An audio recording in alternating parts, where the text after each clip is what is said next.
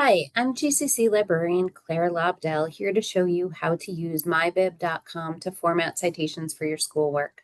I like mybib because it's ad-free, it's free to use and doesn't try to upsell you on a paid version, and you can choose to make an account in order to save your work, or you can use it anonymously.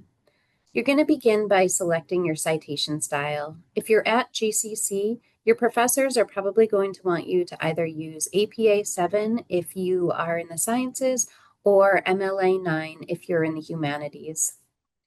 I'm going to choose APA 7. The first thing that I want to cite is a page from a website. This is the Mayo Clinic's page on diabetes. I am going to search for the URL, and it is going to create my formatted citation and actually my formatted references page.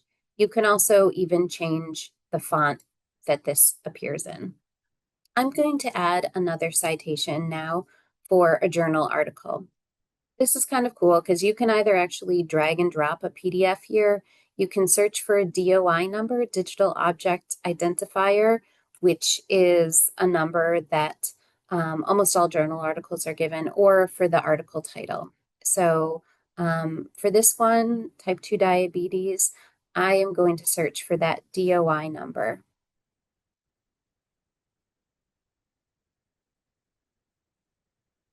Now, sometimes mybib isn't able to import all the information, so you can, it will prompt you to enter the information that's missing.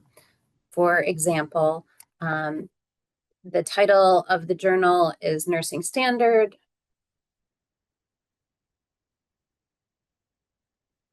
The volume number is 38.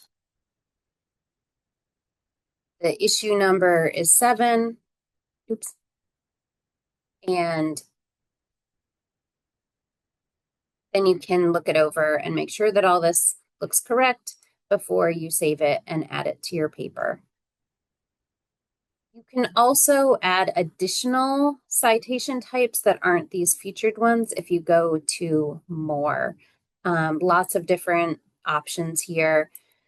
One thing to look at if you're adding one of these other types of citations, just double check whether the person or organization writing it is actually an individual or an organization. So for example, if I was including a report written or produced by the organization GCC, Greenfield Community College, rather than a named person, I would toggle from the person view to the organizational view and then include it that way.